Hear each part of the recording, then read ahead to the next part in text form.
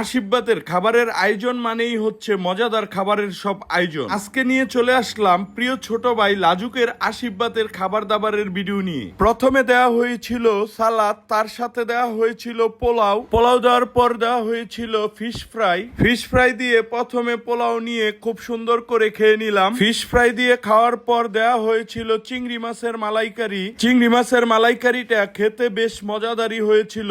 তারপর দেওয়া হয়েছিল কাতলা মাছের কালিয়া, দেখতে যেমন লোভনীয় ছিল, খেতেও ছিল চমৎকার। মাছ দিয়ে খাবার শেষ না করতেই চলে আসলো চিকেন রোস্টটাও খেতে হয়েছিল বেশ মজাদার। চিকেন রোস্ট দিয়ে খাবারের পর নিয়েছিলাম মাটন কষাটাও খেতে হয়েছিল অসাধারণ মজাদার। এমনিতেই কোনো অনুষ্ঠানের বাড়িতে বাবুচির হাতের মাটন কষাটা কিন্তু দারুণ হয়ে থাকে। মাটন কষা দিয়ে খাবারের পর নিয়েছিলাম মাছের মাথা দিয়ে ডাল, যেটা স্বাদে 10-এ 10, আমার কাছে খুবই মজা লেগেছে। ডাল দিয়ে খাবার শেষ করে নিয়েছিলাম আমের চাটনি। খাবারগুলো দেখতে যেমন লোভনীয় ছিল, প্রতিটি খাবারের টেস্টও ছিল খুবই মজাদার। চাটনির পর দেওয়া হয়েছিল দই খাওয়ার কিছুক্ষণ পরে কিন্তু আমরা খেয়েছিলাম রসগোল্লা